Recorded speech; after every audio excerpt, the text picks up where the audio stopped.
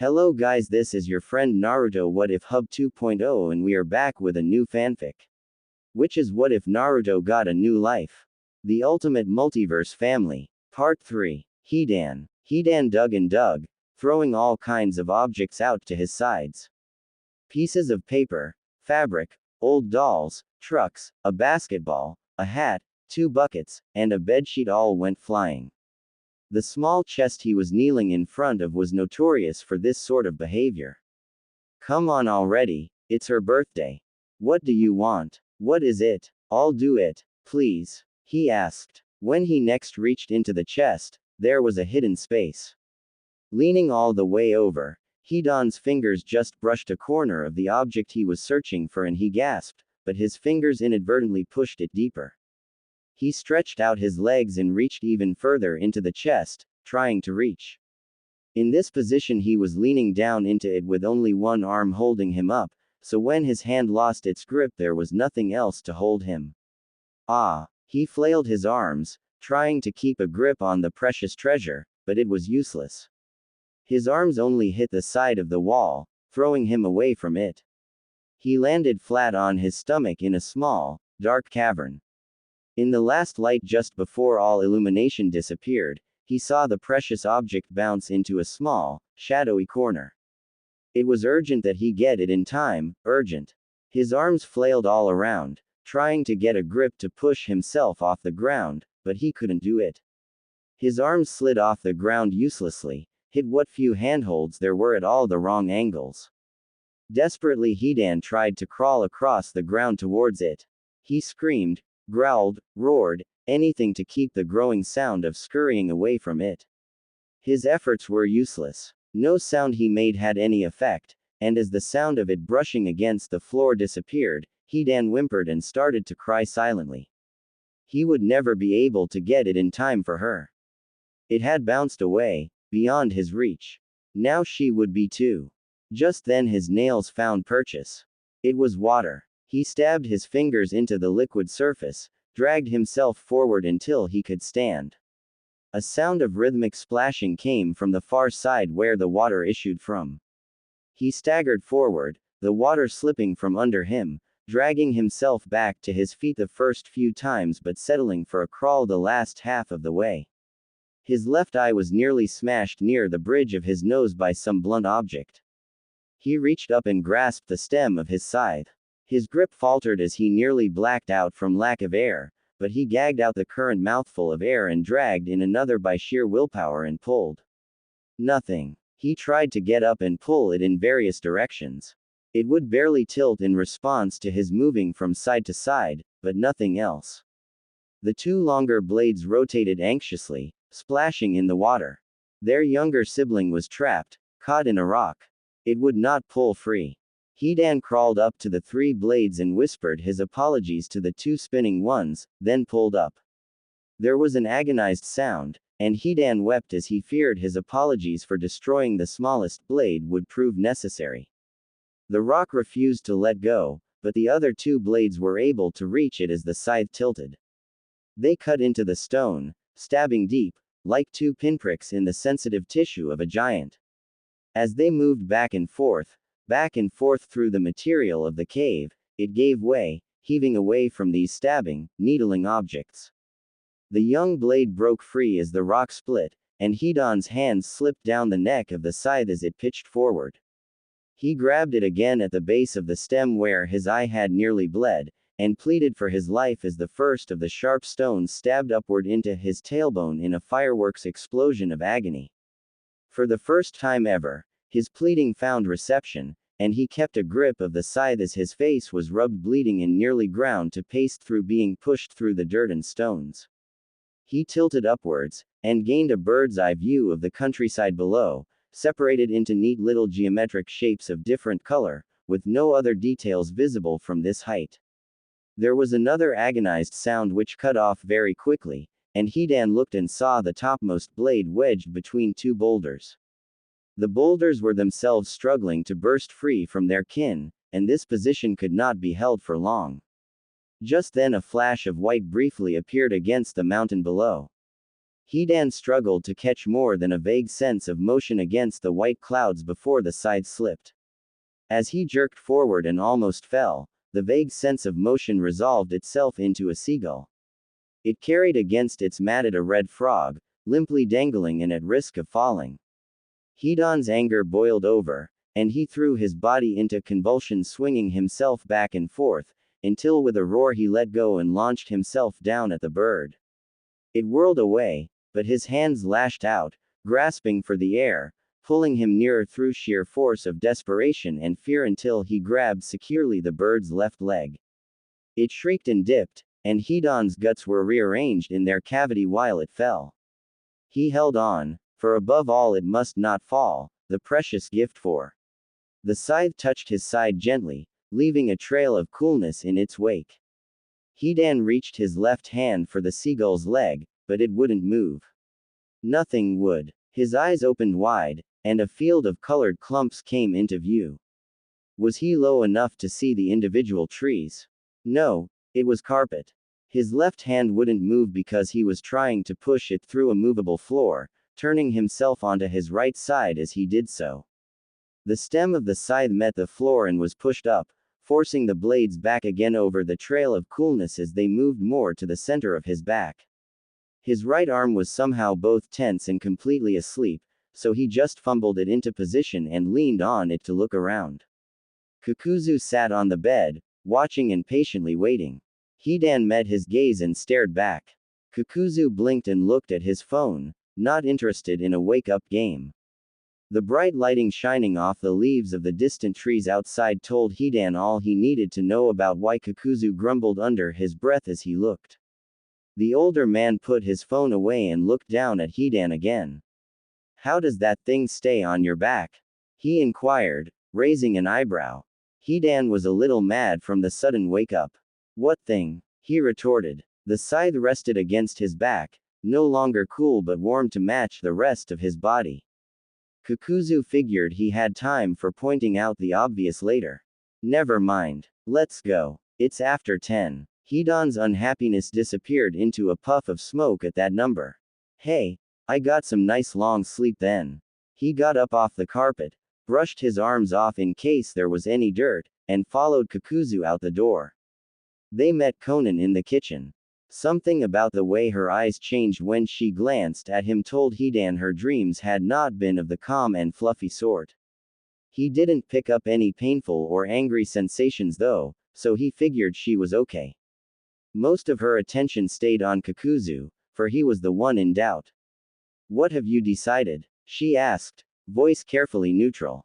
Kakuzu narrowed his eyes. Her attempts to pretend he had some choice in the matter were pissing him off.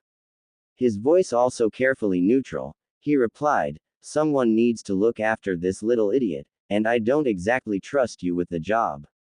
"That is to be expected," she responded, with some relieved tone just barely audible in her voice. "How was your night, Hidan?"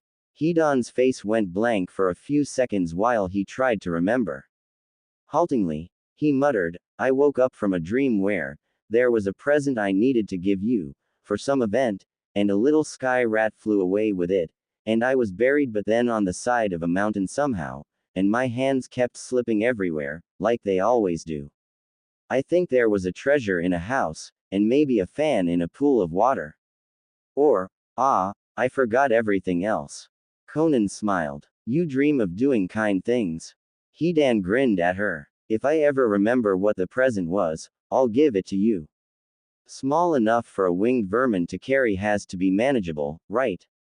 "Perhaps." Konan decided that she'd best get down to the practical business, the part that would involve spending money.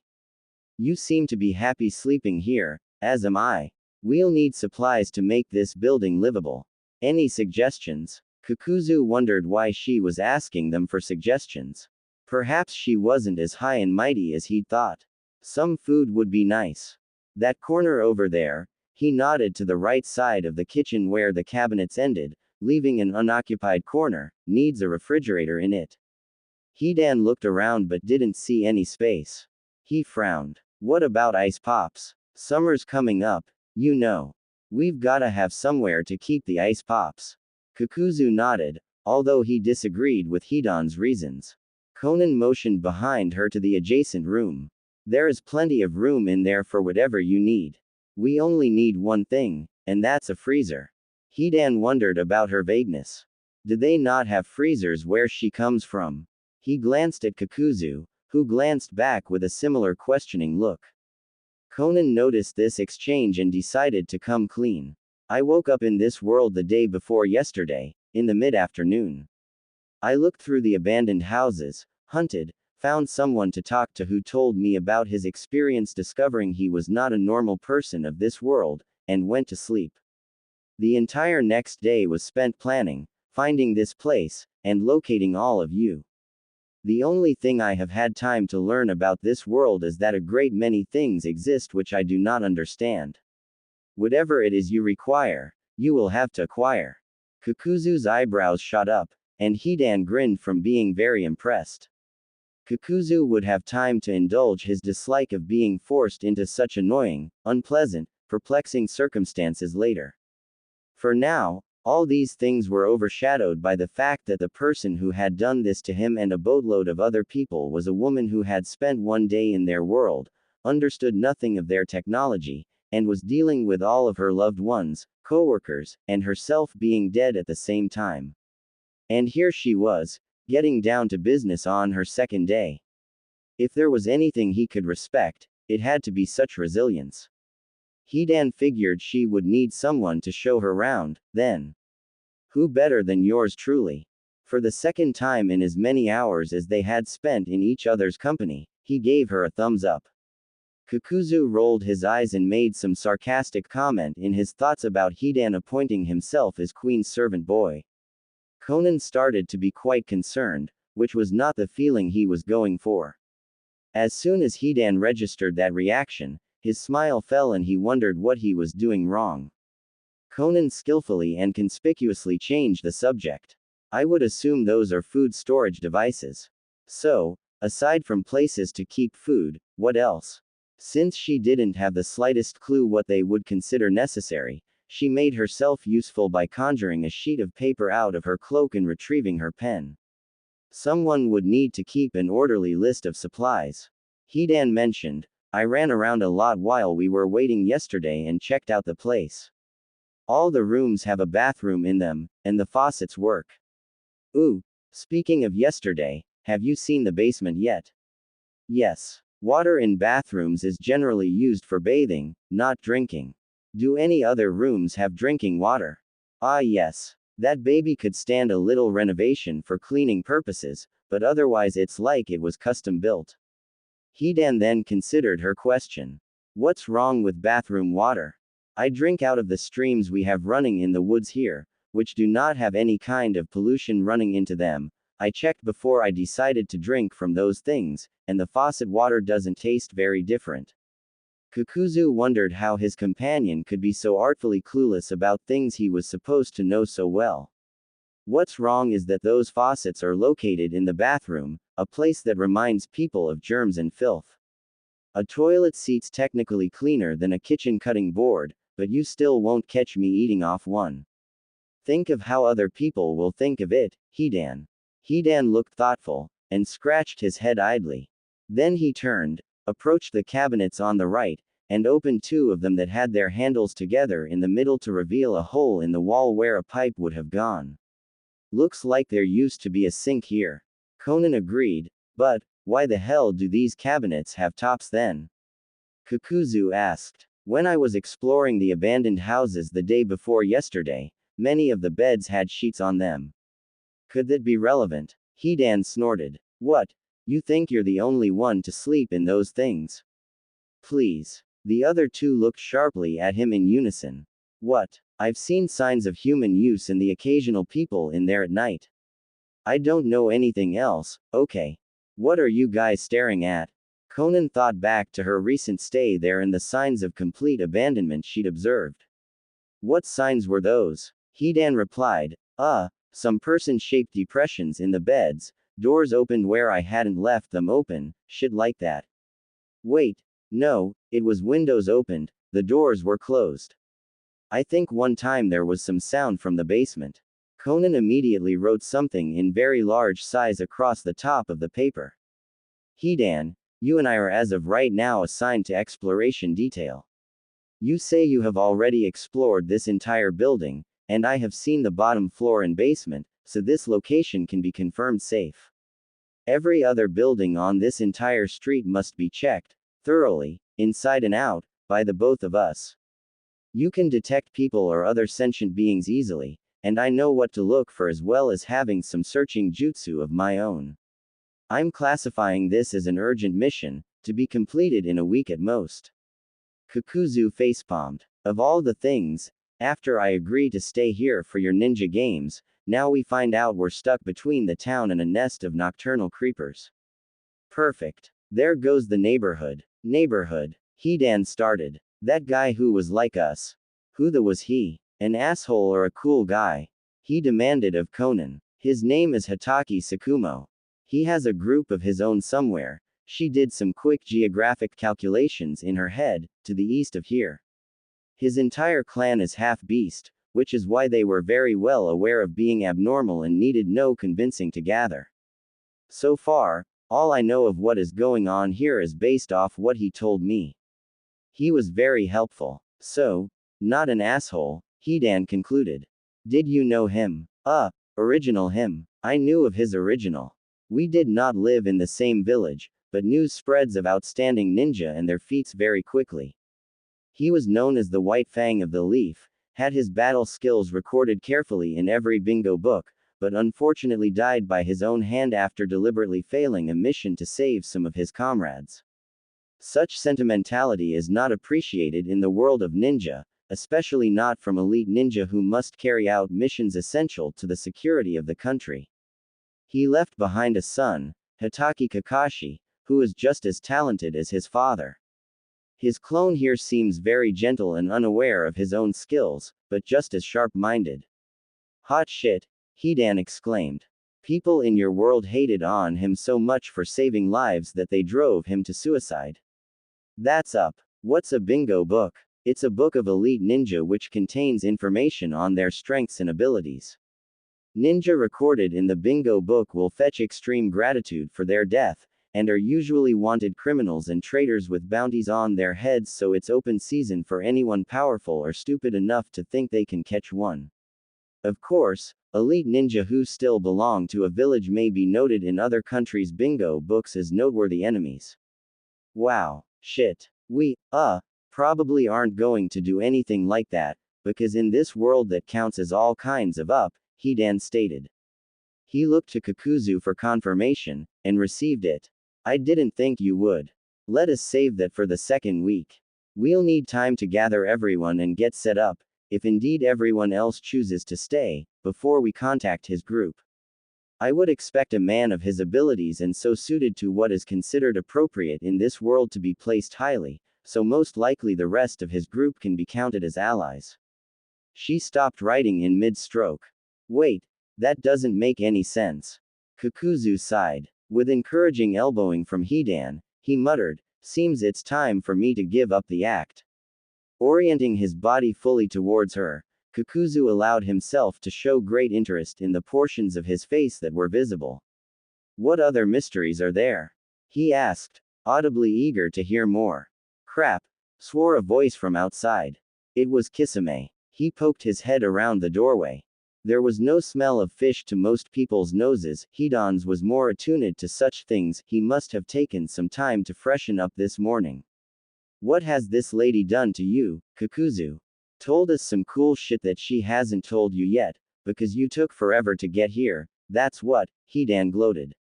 Wanna know what it was? Maybe, just maybe, we could make time later to tell you. Hidan, it is the weekend, came Itachi's voice from the other side of Kisame. He stepped into view likewise wearing nicer, but sturdier looking clothes. We have no jobs to go to, and at least 2 days worth of time to listen to her and consider our options. More, if we should decide to stay. You have nothing to be gloating about yet. Hidan bristled and stuck his tongue out at that. Perhaps I should wait, Conan decided. My apologies, Itachi, Kisame. I was originally discussing our living expenses with these two, but got sidetracked onto topics of general interest. It would be better to wait until everyone is here, and have a meeting. Did you pass anyone else coming in this direction? Itachi shook his head. I am on a first name basis with the people I directed you to, but not on a know where they live basis. Nor do I know what vehicles they drive, aside from that Sasori drives a motorcycle. I saw no unusual vehicles or motorcycles. And I didn't see any people with unusual hair colors inside any of the vehicles we passed, Kisame offered, as he had been the passenger this time. Well, if there are mysteries to be discussed, they'd better not wait around. It's past 10 in the morning already. Hopefully so. Conan picked up the list she had been writing on and made a note of what she had realized. It seems there are some mysterious and potentially dangerous things in this world that Hidan only just now bothered to tell anyone about, which might influence your decision, so I won't ask anyone to confirm anything until after the meeting. Kakuzu simmered, his sense of intrigue frustrated. Fine, then, let's return to discussing living expenses.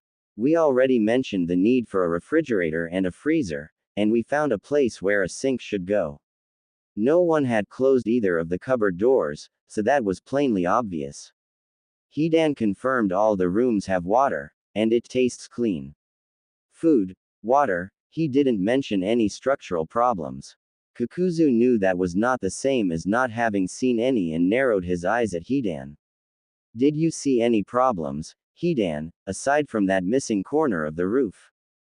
Hidan put on his offended face. I was the first to decide to sleep here, asshole. You think I would leave out details like that in a place I'm going to be using for shelter? Off. No, I did not see anything dangerous looking. If there should be anything dangerous looking, I'm not a trained architect and have less experience living in houses than other people, so I can't be blamed for not having seen it. Dickface. I'm pretty sure your experience living in houses is zero, Hidan, so I'm actually going to agree with you there. Someone who is a trained architect should be looking at that corner post haste. Kisame sighed and looked around. Problem with that is none of us are trained architects. Sasori's the closest thing, and he might be able to tell if water's likely to leak through or something like that, but he works with metal, not wood or plaster, whatever a roof's made of. How the hell would we explain this to any architect we hired? I wouldn't expect Sasori to know nothing about the properties of wood, Conan murmured. Seeing everyone else's attention, she added, but of course all of that would be learned knowledge, the sort you lack, and your life experience seems to be translated in spirit at best. Of course an actual architect should be hired. Or we could just seal off the Hidan grumbled resentfully. If hiring someone's going to be that much bother before we can get to the cool shit, we should just ask if there's any kind of stone sprouting jutsu or something that can cover the whole place up. He turned to Conan. Is there any kind of stone sprouting jutsu that can cover the corner area so nothing'll leak? Conan stared blankly. She had not expected to be asked about jutsu this early, and for such civilian reasons. She scrambled to come up with something. If some emergency cover can be erected in case of rain, I know Kakuzu is capable of using Earth-style techniques. I should be able to teach him the basics of how jutsus work and how to perform them, and he may be able to figure out from there a technique that can do what you ask. I do not know of any specific technique, but that should be possible. Deidara could use his clay techniques to create a giant blanket or such in the meantime. It felt so very odd to be thinking of how techniques could be used to fix a building instead of destroy it. Hidan clapped his hands. Sounds fantastic. Alright, now, since I'm more than a pretty shirtless dude, I've got some ideas for the training room that I came up with last night. This time the pride radiated from him instead of the other way around. Kisame and Itachi entered the kitchen and found places to lean while they listened. Itachi found one first and asked, "What is your idea?" Hidan rubbed his hands together and failed to suppress a grin. My idea is a room where you can punch everything and they keep coming back for more punching. Out of respect, Kisame tried not to sigh noticeably. That's a nice idea. He fooled no one. Hidan snapped. It is, I swear it. So you hang up a bunch of heavy bags, but not too heavy, or else they won't swing much, so they hang to around chest height. In maybe an X shape, that sounds good, and you go to the one in the middle and you punch it and it swings around and hits another bag and you punch that one when it swings towards ya and then it makes another one start swinging and all the bags end up swinging around in every direction so you have to punch everything or get hit and have to drop out. He looked around excitedly to see how this explanation resonated. Everyone looked like they were actually thinking about it. That was good. I am a genius, I am. When he turned to see how Conan was taking it, his face broke out in all directions. She was smiling at him. That sounds like a very good idea. It would require comparatively light bags, but ninjas are expected to be swift on their feet more than physically strong, so that is not a downside. If it can work as described, it sounds like an excellent room to train reflexes, observation, and endurance in. Hidan looked around frantically. He had never felt any sign she would appreciate it, so he was not about to take out his need to hug someone on her. But he needed to hug someone right now. Just then some footsteps came from outside the door. Where is everyone? Maybe in he. Nagato's sentence was abruptly cut off by the armload of shirtless man he received on walking into the kitchen doorway. Hidan squeezed him tightly, so tightly that between his body heat and Nagato's deep blush the air around Nagato's face seemed ready to combust.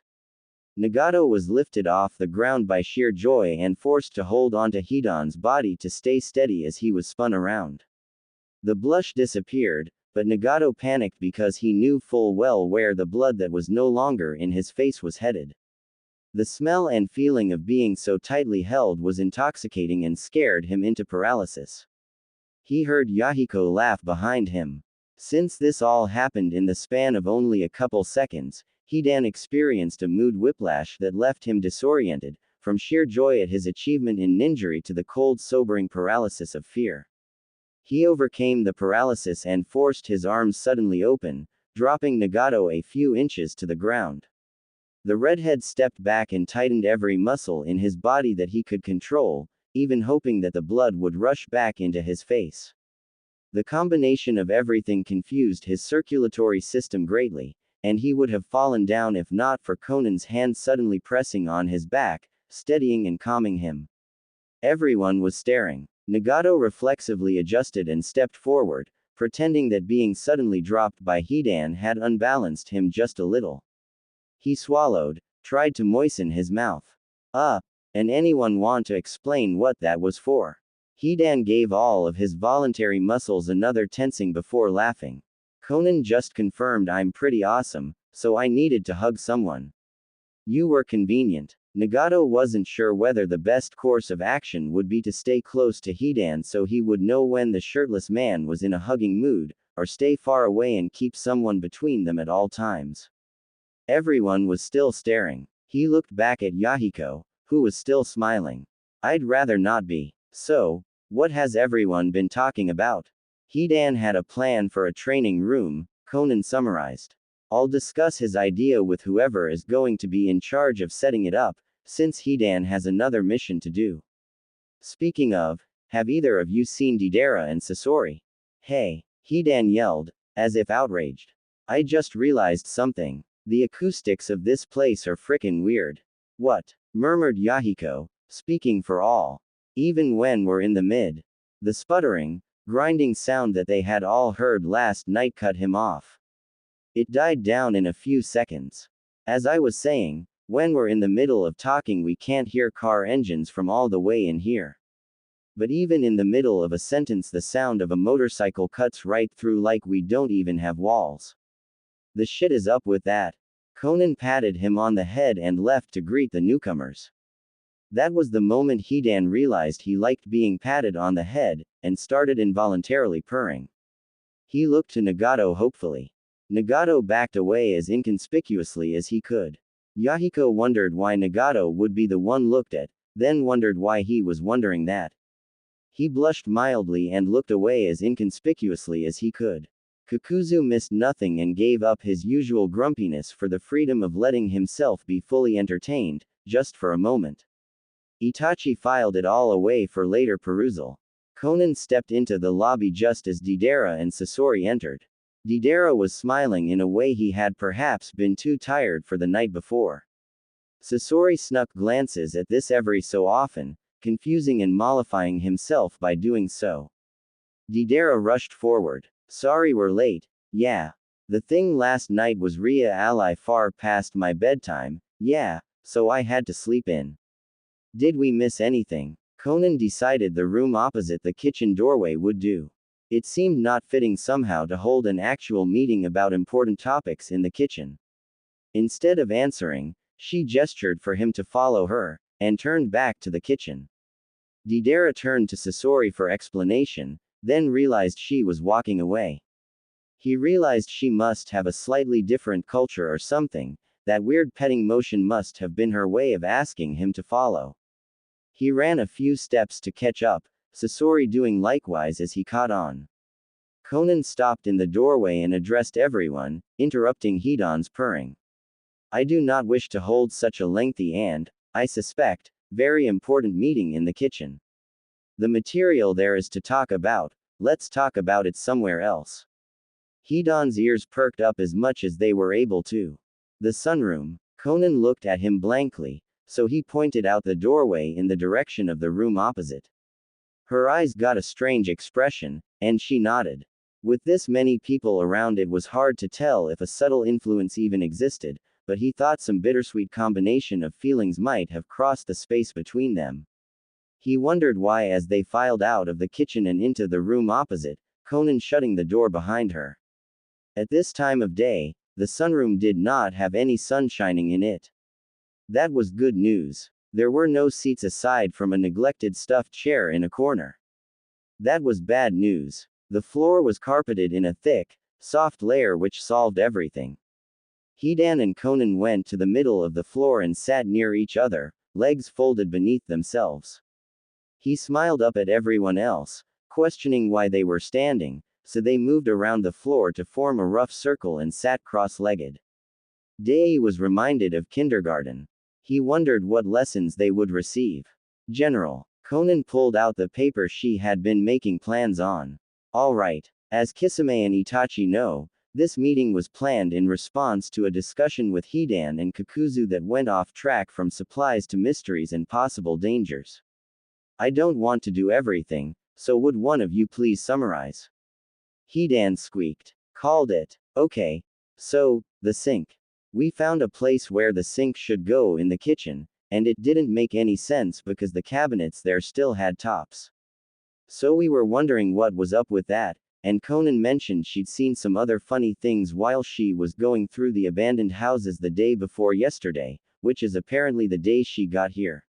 She'd seen sheets on the beds, and didn't know why. I knew why, so I told her it was because people use those beds. Well, maybe not people exactly. I've never caught human scent even from a fresh depression, or any scent really except for sometimes blood, but I've seen occasional glimpses of them sneaking around at night, so they're at least human looking for sure. I also mentioned windows and doors being opened and closed and hearing a noise from the basement one time.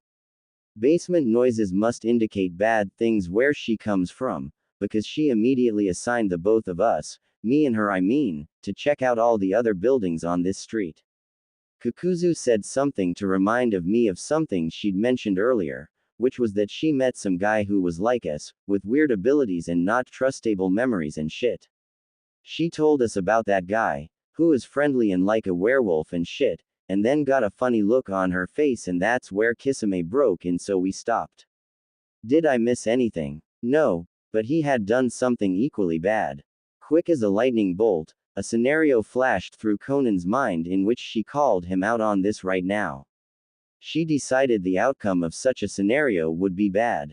There was a time for taking a hammer to someone's sense of reality, and that time was only when necessary.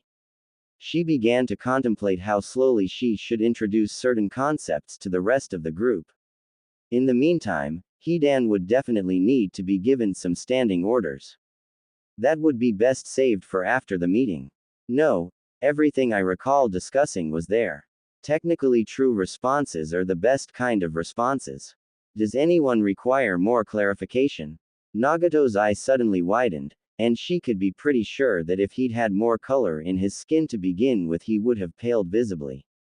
His mouth opened as if with a sudden exclamation of horror. But then his eye regained focus, and he closed his mouth and looked down. The long-haired redhead seemed to have decided whatever his reaction was a bad idea. Yahiko seemed slightly confused at what little he could see of a change in Nagato's posture. Nobody else seemed to have noticed, caught up as they were. Conan decided to have Hidan question her brother's clone after the meeting. "Excuse me," a skeptical voice called.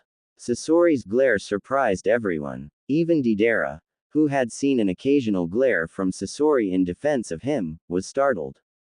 For one thing, there was no threat to Deidara or anything else Sasori usually cared about. For another, this glare was different. There were no fragile glass walls of simple denial to be found here. He sat calm, collected, hands relaxed in his lap, and absolutely ready to walk out without a moment's glance. "I don't believe in werewolves." Conan met his expression of resistance and decided to do something very risky. A leader's job was to project confidence. However, she was not yet a leader, and had the beginnings of a creeping suspicion that she might never be. So she caved. "That is perfectly fine. You don't need to believe in werewolves." "Huh." Hidan was thrown. "But you said earlier that Tsukumo was a half-wolf," Conan explained as if to a 5-year-old. "A half-wolf and a werewolf are different, a fact he made very clear to me at the time. And that is irrelevant, anyway. My purpose here is to pass on what I know in the hopes that there is some use for it in this world. Dealing with any other fantastic elements this world may have is not a top priority. When Tsukumo is contacted as a potential ally, which will be after we have achieved some group coherency, it will be because he was a good shinobi and nothing more. I am a shinobi. You are not. This gap must be closed. Do not talk about his species again until everyone here is comfortable being a ninja." Sasori resumed his usual blank expression and stayed seated. Kakuzu was disappointed in a small part of him which he immediately chastised for being infantile and childish. The rest of him knew that was the smartest decision to make. He'd lived long enough. He could wait longer still for the rest to come out. Meanwhile Deidara was relieved of a fear he didn't know he'd had, that she might repeat yesterday's smashing of his sense of reality. Most people gathered were. Nagato decided to keep what he'd thought of to himself. He held enough secrets. What was one more? Hidan was no longer puzzled. "Oh, right, they don't like crazy shit as much as I do. I need to remember important shit like that better." He dug his thumbnails into the flesh of his first fingers just enough to produce a little pain to seal that with. "I'm gonna remember. Promise?" Kisame asked. "So, you and him are just going to make sure we won't get hurt by any odd business in the meantime?" "Correct. Just checking." His shoulders relaxed somewhat. "What did I interrupt? If it's not connected to anything too far out there, that is." Conan did not think it was. "It is not, as far as I know. I had merely realized something that did not make sense about Tsukumo's being cloned in this world. It's only the sort of mystery I gathered you all for in the first place." She glanced at the notes. "You interrupted after I realized, but before I could explain that I have no idea why Tsukumo is here in the first place." "What? You said yesterday that something happened after people in your world died." "I would assume that mean he's here because his original died," Kisame muttered. "Yes, but this hasn't always happened. Otherwise this portion of this world would be overrun by shinobi and there would be an entrenched ninja culture by now. According to Tsukumo, the members of his group with the longest awareness of being unusual have been aware of their situation for about the past year and a half. The fact that none of you have corrected me when I assumed you'd been here for the same amount of time as your originals have been dead confirms that there is almost no delay between the original's death and the appearance of an amnesiac clone in this world. Hitaki Tsukumo was a very well-known ninja in my world. It is common knowledge for anyone who is an adult in recent times to be aware of his history, which includes the fact that he died 25 to 30 years ago. It should not have been possible to be cloned at that time, and he told me his own memories changed only a few months ago.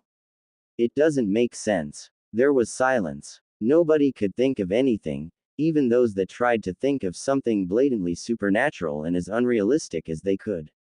Yahiko murmured, "Wow, there's a lot more to this than playing with magic abilities, isn't there?" Playing with magic. Is that what they've thought of my offer? Conan wondered if she hadn't made a mistake in thinking they were ready. No, I can't believe I would think that of any of them, but especially him. We were civilians once too. I shouldn't have so little faith in my friends. It was always going to be. I didn't. Well, regardless, yes. The reason I asked all of you here was to solve the mystery of why you exist. There is a mystery behind all of you, doubly so for people like you and Sakumo. Ninjas never merely play. Yahiko blushed and lowered his head in shame. It was still hard to take her offer seriously, though she so clearly believed everything she said to be reality. His face burned and he briefly wondered how qualified he was to try and help her if he couldn't even keep track of what she had lived through. That was so insensitive. I'm treating her entire life like a children's story. She's a ninja, and that's real, it is. It needs to be real for me too, or I'm only going to make things worse. Hell, it is real for me too. What am I even thinking? I hope original me was better at this. Meanwhile, Nagato wondered what wasn't right about her statement. Wait, doubly so for who, exactly? That was the moment Conan realized she hadn't been careful in her words. For the first time ever, it occurred to her to wonder if she needed to be. Perhaps in this world, her eyes turned far enough to her right to see the tips of Yahiko's orange hair. They snapped back into place and froze there. Yes, I do need to. Always. She resolved to never repeat her mistake, and conceded to the corner she'd allowed herself to get forced into. Doubly so for Yahiko. He and Sakumo are, well, let's just say his original died some years ago. Not decades, but many more than 1.5. Yahiko and Nagato looked at each other in surprise. Nagato could have sworn he and his companion were on the exact same page and always had been. There could be no way Yahiko's existence was a mistake. Yahiko turned back and worked out what to say for a few seconds. Eventually he muttered, "So, is there no reason for me to be here?" Hidan had an excellent idea for a training room. Conan proceeded to write down all the details of that idea in her notes. Unfortunately, it won't be enough. Physical training is not enough for a shinobi. None of you were pure taijutsu specialists. We'll need somewhere else to train other things. Any ideas? Their expressions went unnoticed as she continued to look down at the page. Yahiko looked down at himself, confused. Most got the hint, and Nagato cut off the silence by offering a quick suggestion. It was shot down, which was okay, because he had no idea what he was talking about at all. The important thing was to talk. A couple others tried to suggest things, which got tentative, if we can't think of anything else, approval. Deidara had no idea what was going on. He'd thought she was uber military like Sasori had said, and he'd never seen a military training base run with so little planning. Just what the hell are we supposed to be doing, huh? Do you have any idea? Conan looked at him sharply. If any of you have inherited abilities from your originals, then you should be able to perform them without needing training. Training is for developing capacities you do not have now. I can't see the future. Hidan raised his hand. Okay, but no matter what it is, training should use stuff we're already able to do, right? So, what should we be able to do if we do have their abilities? Conan agreed that was a good point, and proceeded to tell them in more detail about their originals, abilities. Starting from her right, she went around the circle.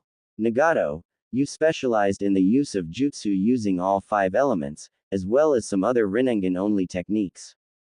These special techniques allowed your original to attract and repel objects and even other people's jutsus, absorb chakra, summon large beasts, bring people and machines back to life in perfect repair, pull out souls, fire missiles, and create chakra rods allowing you to control dead bodies and project yourself into them. I can't think of anything you need training in, except for perhaps taijutsu to better protect your main body. Yahiko, your original used water-based jutsus. He mostly used them for defense and to drive away enemies without killing anyone. He was quite capable at taijutsu as well. Mental training to become more psychologically capable of leading a ninja's life would be best. Itachi, your original was talented in genjutsu, the creation of illusions. He could overwhelm the enemy's chakra and trap them in an illusion with only one finger. In addition, he used fire-style jutsu, could use his Sharingan for excellent taijutsu, and used strategy well. Kisame, your original was a talented swordsman who used Samahata's chakra-consuming qualities well against enemy techniques, and also used water-style jutsu. I believe he could also summon sharks. Sasori, your original was an elite puppet master, one of the very best in the 5 nations. You even took out the 3rd cage before joining the Akatsuki, which is quite an accomplishment considering cages are usually the strongest ninja in their entire village. You made your own puppets out of a wider variety of materials than usual, controlled them with puppet strings made out of chakra, and could design poison nobody but the best medics in the world could make an antidote for. Puppet masters tend to devote themselves entirely to such an art, so that was all. Deidara, your original thought of himself as an artist. This was because he had a fascination with explosions bordering on creepy. The mouths you have in your palms are used for chewing a special explosive clay he used, blending the clay with his own explosive chakra and molding it into various shapes. Common shapes included spiders and birds, which he would use a jutsu to expand to a size most would call giant, and direct to attack a target. Once within range, the clay animals would explode, of course. The clay birds he also used for transportation, riding on them to, from, and during battles as well as carrying captured enemies. He probably had some training in basic ninjutsu and taijutsu, just as Sasori would have because all shinobi trained by a village will be taught all the basics, but I don't know if he bothered training them beyond that. Kakuzu, your original also used jutsus with all 5 elements, but only as long as he had a heart from someone who could use that element. He used the 5 hearts technique to take hearts from his enemies and use them, greatly increasing his durability. Your stitches are there because the interior of your body is filled with tentacle-like things, which can be fully let out of your body to rampage as beasts of 4 elements, each of them having a heart of course. Even without 5 hearts, he could still stitch people together, undo all stitches on his arms and send them long distances, etc. Taijutsu was good as well. He did not use any genjutsu. And, Hidan, I already explained to you your abilities last night, which consisted of a technique that would drive you insane if you used it because you are too different from your original, immortality, and training with your scythe. It's not much of a loss, that technique wasn't very useful in battle anyway. He only used it because his religion mandated it. That raises questions about what techniques he used before becoming a Jushinist, as the fact is that he was quite successful before joining the Akatsuki, and in ways that the ritual could not possibly have allowed. I don't know enough about him to say for certain what those techniques were, but his fascination with bladed weapons suggests you might want to try using those. Nothing I've seen or heard suggests he used any jutsu besides the ritual. The use of weapons is probably his only notable skill, and perhaps other forms of taijutsu. If it's any consolation, he could use the scythe for both short and medium range combat, by attaching a rope to it and throwing it. He was actually very good at that. Conan looked around everywhere except to her immediate right and observed how they were taking this. Most had their mouths hanging open, or in Kakuzu's case eyebrows raised. Deidara looked pale. Out of her peripheral vision, Yahiko looked red and Nagato seemed to have his head down, looking at his hands. Deidara was now sweating. Hidan was glaring at her. What had she done to warrant that? Deidara was trembling. Sasori seemed disappointed, then concerned. He turned and put his hand on Dei's shoulder. The blonde took a deep breath and curled tighter around himself. Everybody noticed this, and he lowered his gaze as far down as he could. That didn't keep anyone from seeing tears. Conan froze. She had never expected this reaction. Why was Deidara acting this way? Seeing motion to her left, she turned. Hidan was wavering unsteadily and looking pale, while clutching his stomach. After blinking sweat out of his eyes, he noticed her attention and beckoned her using a hand gesture that vaguely resembled a "come here" gesture turned upside down and backwards. Nonetheless, she recognized it and shuffled closer so he could lean on her shoulder and whisper in her ear. After a brief shiver, Hidan whispered to her that he felt nauseous, but not the kind from being sick. It felt like there was something liquid all over him, and the squeezing feeling in his guts felt like guilt. He also mentioned wanting to cry, but seemed frustrated. She looked at his face as he squeezed it, but nothing came. Hidan fell completely silent and looked away from her. Conan touched his shoulder. Hidan tightened his shoulders a little and mumbled, "No, it's just, there's no reason to. You don't even. Just leave me alone." Presumably similar words had passed between Sasori and Deidara, who now shrugged off his friend's hand and was angrily wiping away the few tears he'd managed to get out. Sasori retracted his hand and shuffled closer, simply staying near Deidara until he recovered. Deidara didn't seem to be in the mood to recover, though. He broke out of the circle and left the room, leaving the door swinging behind him. Only a few seconds after leaving, he got far enough away for Hidan to shake his head and look more like normal, which Conan didn't see as she blocked the door from swinging shut and followed. Deidara wondered if he should head towards one of the rooms. No, it's been long enough. I don't need to throw up anymore, nah. He really wanted to though. It would have given him something to focus on that wasn't the fact that he was apparently predestined to be a monster. Bombs, living bombs, that could just skitter up to people and jump in their faces before they even had a chance to scream and blow them up. Bam, not enough left for the kids to identify, nothing. Spiders, just crawling all over you for the right spot, wouldn't even leave you paraplegic, too good for that. He changed his mind and crossed the lobby, hurrying down the other hallway and into the nearest room there, entering the bathroom in said room and pushing the door away until its momentum dissipated a centimeter from closing. It swung back open to an inch in response. Deidara didn't notice. He was too busy squeezing his stomach muscles, over and over again hoping his stomach would get the hint. His mouth watered but his stomach seemed paralyzed, unable to do anything. Dei leaned on the sink, feeling cold and still shaking. If I can't, does that mean I don't really feel bad? Why would I not really feel bad? Am I that bad that I don't even know it? People are supposed to throw up when they're thinking of something bad, yeah. Those blasts were, kind of, a little, beautiful. Do I really like that? Oh God, that would explain everything. In desperation he pounded on his stomach, but it didn't work. He just hurt now. It felt better. The door swung open all the way. Deidara lurched forward out of its path, but didn't utter a word. Conan stepped to his side. She did not try to touch him, but simply looked at him, then to the empty toilet. Without a sound she went behind him to the sink, where a cup was provided. She filled it with water from the faucet. Then she walked around him and offered it. Deidara wondered what she could possibly think she could do, and looked up. The look in her eyes was trustworthy, so he took the cup and drank it. It tasted bland. The squeezing of his esophagus echoed all the way down his digestive tract. All at once he understood, and seeing him understand, Conan retreated to sit on the edge of the bathtub.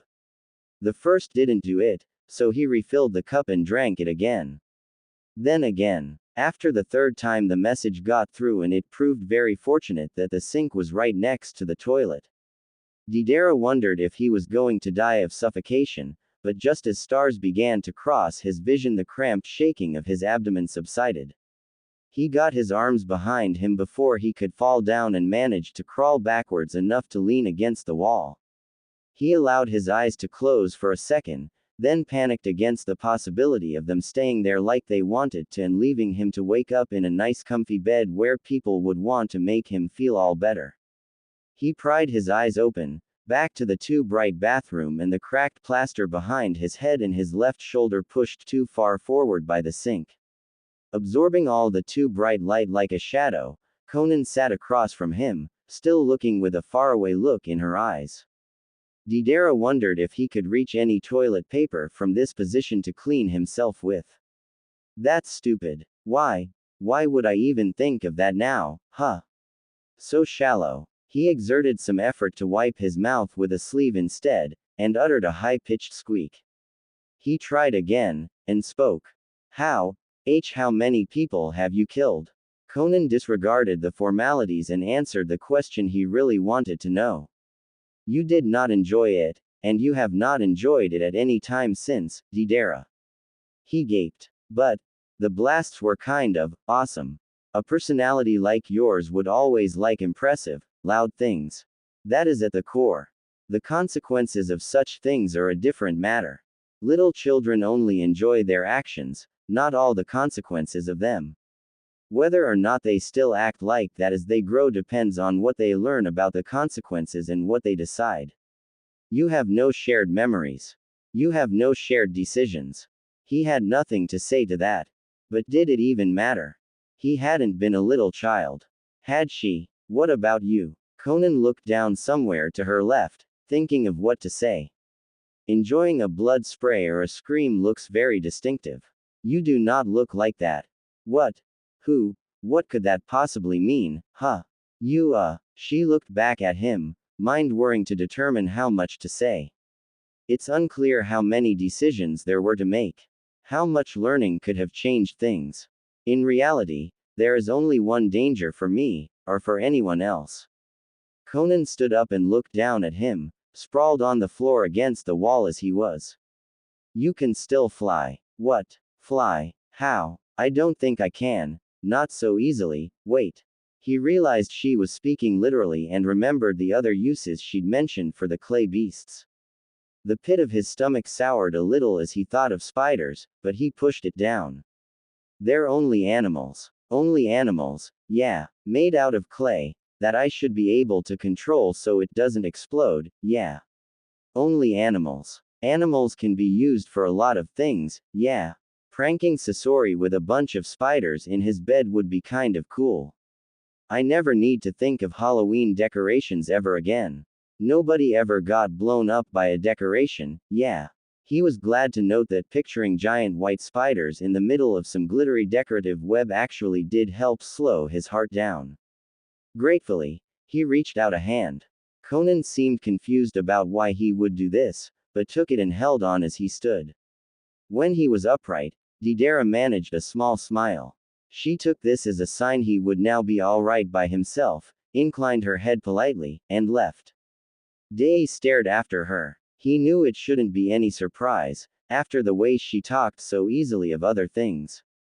But that didn't change the fact that she was the first person to hold one of his hands since he'd first started thinking about them, who was both in her right mind and not disturbed by it. It felt nice. He walked just a little unsteadily to the doorway and looked out. The room was sparse with no decorations, like a blank piece of paper ready for anyone. It was so bland. Didera could hardly understand how such a bland room could be host to such an important moment. He'd have to change it, fix the blandness. I wonder what Teddy would think of that shelf, Conan. Sasori's gaze was already fixed on the door, waiting. Conan was still passing through the doorway as he began to ask, how is Didera? She finished stepping through and turned to him. Didera will be fine. Just some unforeseen incompatibility. She glanced at Hidan. I may have miscalculated you all. Hidan bristled. You mean you expected everyone to be a bunch of homicidal weirdos? Conan stared at him. Did Hidan just say that? She was unable to think of a response. Hidan opened his mouth to say more, but stopped at the last moment and forced himself to look at her with more intensity. The scrutiny was almost worse. She looked around to see how everyone else was taking the news, and regretted it immediately, for they had varying expressions on their faces, all slightly different versions of the same look Hidan had. This scrutiny was definitely worse. For the first time it was plainly obvious, almost tangible on her fingertips, what and who they weren't. A room full of horrified, judgmental, defensive strangers stared at her. For the first time Conan thought she might understand a little bit of the loneliness that boy who looked much like Yahiko, Naruto, had lived through. Most of the eyes looking on her were a little angry, yes, especially Sasori since it was her claims that had driven Deidara out of the room, but the anger was nothing more than a glint. Her skin crawled, her mouth dried. The dominant expression she could see was offense. Over half of them looked offended by her. Baffled by her existence, insulted by her perfectly normal and descriptive words, they looked at her as if utterly unable to fit her into their idea of a human. Several of them looked fearful. But she had never hurt them. Not intentionally. Not to cause harm, to help. But it was more than clear that in this moment, no one saw her existence as helpful. Somehow, as she tried not to shrink away and wondered what she could do or say to prove her intention, it got even worse. The remaining less than half who had not taken her words with horror looked at her with eyes filled with pity, instead. Pity? For me. Because I missed something. I didn't know better. What do they think I am? I hate being pitied. Bastards. Cut them down. Defend. The desire to kill overcame her. The blazing hot feeling speared through all her insides, urging her to let it escape, to show them how utterly strong and pitiless she truly was. She was horrified. Conan could not think, could not do anything except stay still, stay silent in the hopes that none of them had noticed. Because the truth was, they were right to look at her this way. Was she human? She could not remember what being human meant. Jiraiya sensei had something about that a long time ago, but she had helped kill him. I killed my own teacher, almost surrogate father. I didn't think much of it. Without thinking now, she turned to Hidan. He had been angry before, but she could see traces of pity in his eyes now. She didn't even know how she knew what pity looked like in his eyes. He looked in her eyes, trying to figure out what she was. But hadn't he always known what she was? What did I do? No one was willing to step forward and give her an answer. Maybe I didn't do anything. Hidan could see what she was, always had been able to. But now not even he knew what to think of her. She was shamed, and humiliated, and could find no way out. Not one of them was what she thought they were. Not one. Hey, Yahiko whispered. That's okay, I guess. I can forgive that. Whatever we were back where you come from, it's okay. Are you okay? He asked, as the sound of his voice and his footsteps moving towards her came to a stop just a couple feet away. Conan. She was on the roof. Conan looked to her side, but he was no longer there. On further reflection, she did feel as though some time had passed. It must have been hearing his gentle, deep voice utter her name. She stepped over a bit of crumbling brick and settled into a crumbled corner of the roof. It made a good place to be alone. Although it didn't make a difference, not really. By now she could have been alone in any place in the building whatsoever. The wind made some sound as it passed, not touching any part of her. The worst part was, she felt better already. It makes sense, in a way. I was always alone. At least here it's acknowledged. She surveyed the land from her secure perch. It rustled with living things. That was good. Though she had never had one, somehow she missed having a hunting partner. The wind again passed in front of her, ignorant of her existence. She missed it. Missed what? Something unimaginable. So she closed her eyes and rested. General. Yahiko reached out to hold empty air as she whirled and ran from the room. His hand hovered there in the air for a few seconds, disbelieving. Wait. I didn't mean anything. I was only trying to help. He took his hand back as it sank in that she really wasn't coming back. What did I do? He wanted to look in her eyes, see what was in there. Just once. Just to prove she could trust him too. Maybe I didn't do anything. Hidan twitched over his whole body and exclaimed, "What?" He looked around. Oh, shit. I just forgot where I was for a second there. Like a blackout or something. He looked at Yahiko. Probably you shouldn't just walk up to her like that, dude. Yahiko looked down and retreated back to the edge of the circle. You don't say. The reason he'd come was to help her, like he wanted to help people in general. Was that not enough? She had said he was barely capable of being a ninja in the first place, after all. Perhaps helping people really wasn't enough. Hidan shut his eyes tight, tried to sort himself out. It was so hard, with so many people around. Even locating himself was impossible. He grew frustrated. Okay, that was it. She didn't. That felt just way too shitty to put up with, all you assholes staring like that. Are we? No, is she like some kind of monster or something? There was that. Nagato stammered. It wasn't her, exactly. It was just that, all we asked for was what abilities we had as ninjas and what we were capable of. That's all we asked for, and instead she told us how we used to kill people and how good we were at it. He looked at his hands again.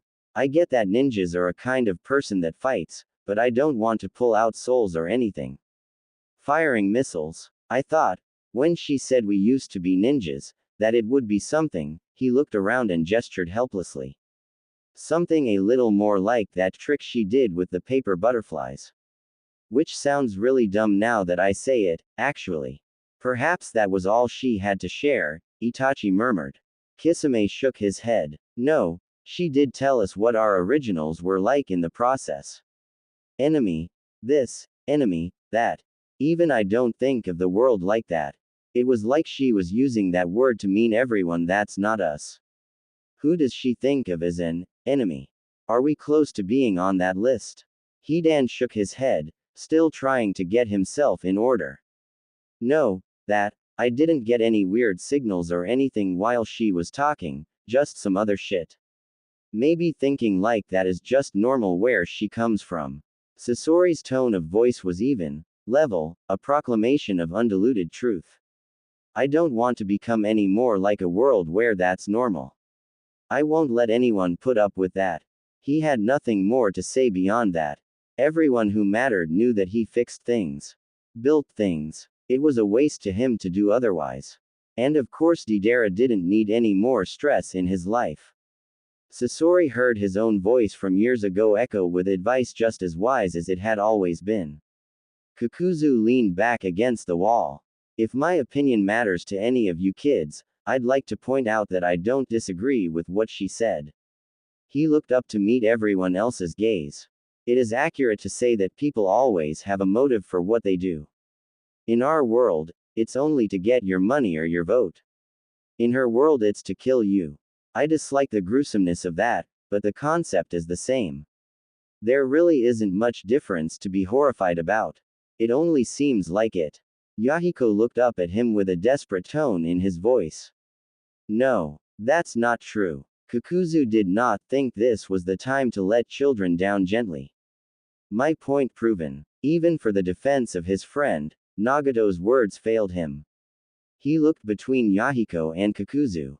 He doesn't get to say things like that. Not to Yahiko. Anger rose in him. You know what? I don't give. Yahiko turned in shock. Nagato continued, heedless. My original could be anything. He could be firing ICBMs, kidnapping the last rhinos for his collection, pulling out souls left, right and center. I don't give a. I didn't come here to do anything like that. I'm not going to do anything like that, and neither is Yahiko. Keep nattering on if you want to, but we came here to make a woman who couldn't even look at us without pain feel just a little better, and that's what we're going to do. He turned to Yahiko, unstoppable. That is how she looked at us. I saw it while you were looking at the paper. I didn't want her to look like that. I'm going to look for her. Well, it probably is a bad idea, but come anyway. Just get out of here. Hidan piped up. Count me in. I'm all about people who need someone to talk to. That's my literal job. Itachi frowned and opened his eyes. He was done thinking. I believe most of us are overreacting. She did tell us what we might be capable of. She never said we must use these abilities for the same reasons our originals did. I think we are free to make our own choices. Sasori's eyes moved to the left to look at him. Yes, blowing up people with spiders is a highly adaptable talent that can be used for all matter of things that definitely won't get us in trouble with every law enforcement agency there is. Itachi looked puzzled. You have even less of a case than Nagato does. Missiles, for example, cannot be used for anything but death and destruction. However, Deidara's power is to make semi-living, useful beings out of nothing more than clay. It's his own explosive chakra. Most likely he could choose when or if to detonate them. And the only talents you have inherited are the ability to build complicated structures and control them precisely. Explain to me how your original sins mean that you can only choose to use that for evil. Sasori's eyes moved away from Itachi's face. I'm going to go find Deidara. With that, he left. Kisame looked sideways at Itachi. These aren't just abilities she asked us to learn about, Itachi. This is a thing she asked us to be. Conan seems pretty determined that we be ninjas and learn more about what that means. If this is what it means to be a ninja. Itachi nodded. I understand what you mean, and I agree with you. But perhaps we shouldn't be so hasty. If that is what she demands, it is unfortunate. But I don't think she is that unreasonable. She did admit she has misestimated what we are capable of. Let's have a discussion about what can be expected of us and what can't first. I would still like to learn what illusions can be used for. Nagato had been following Itachi's arguments with rising hope. Now he smiled eagerly. I agree. It's sad to hear that I used to be like that, and it scares me to think I'm capable of doing anything so drastic as murder. I guess I can't look to other me for answers to what I am, after all. But that makes me curious too. Just how did I manage to get like this from being like that? He looked out the door. Either way, I'm not doing any good for anyone in here. Yahiko's first instinct was to follow, like usual, but this time he hesitated. I won't be able to do anything. She hates me. But as he looked at Nagato's back, he saw the strength in it. Ah, who cares? It's what I do. Even if I really can't do anything, I never want to be anything other than what I am now. I'm the sort of person that helps people. Including the ones that hate me. Hidan smiled back at him in response, and they left the room together.